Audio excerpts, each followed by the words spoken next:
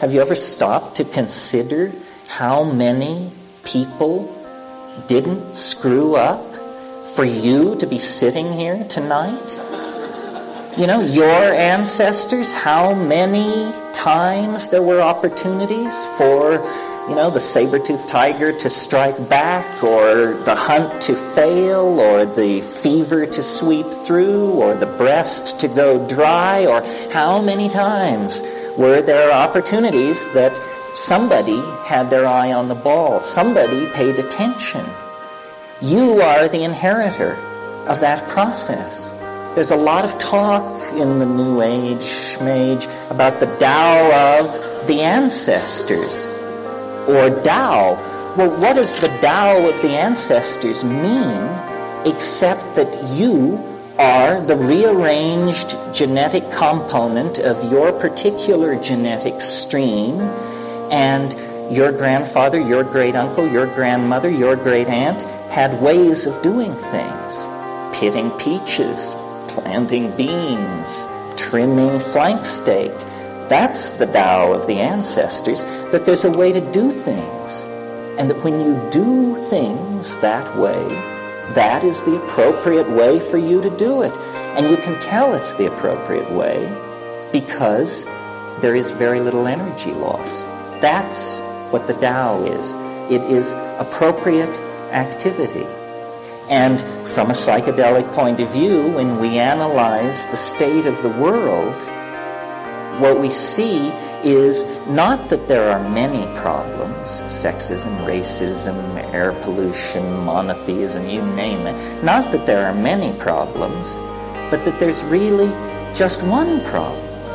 The problem is, well, it can be defined many ways, but it's basically that we are inappropriate to ourselves.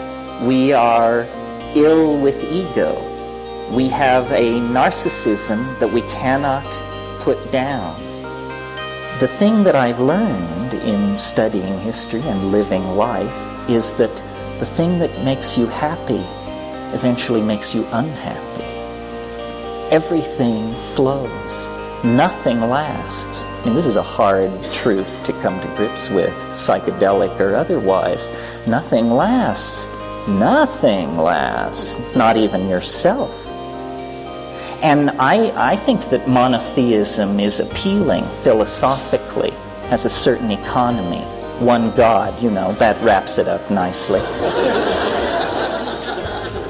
But, you've got to be a little more subtle than that. Let's take a Jungian perspective for a moment.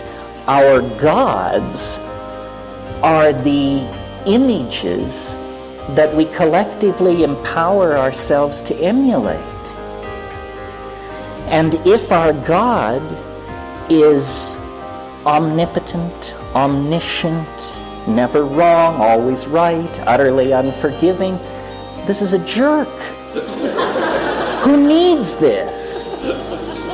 We don't need this. Our image of deity is pathological. Our image of deity is the image of the cancerously untamed ego. And until we do something about this, we haven't got the prayer of a snowball in hell. Exhortation is not going to do it. And now time is running out. Time is running out. The human story is not going to be allowed the luxury of being a comedy. You know what a comedy is? A comedy is when you've got no choice. This is going to be a tragedy because the cards are on the table. If you drown because this boat is sinking, it's because you didn't bother to wander over and climb in the lifeboat. That's the kind of situation we're in.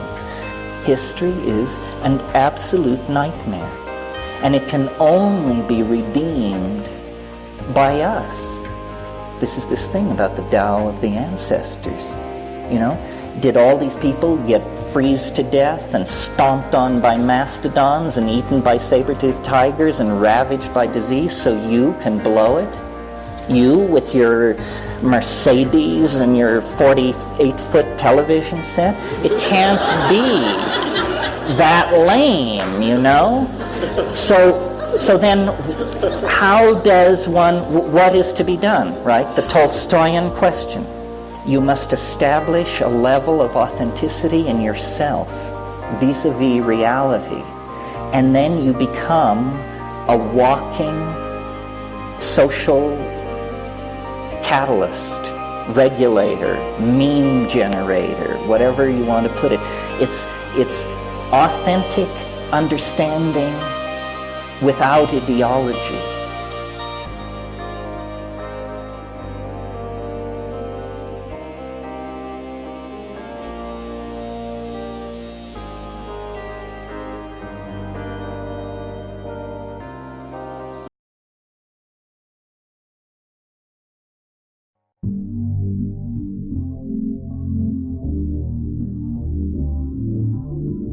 I would like to think that that we have not escaped from the yoke, the controlling yoke of nature. In other words, we aren't off on some demonic tear where we are just like evil incarnate, but that actually nature requires a species such as ourselves to basically to harness energy.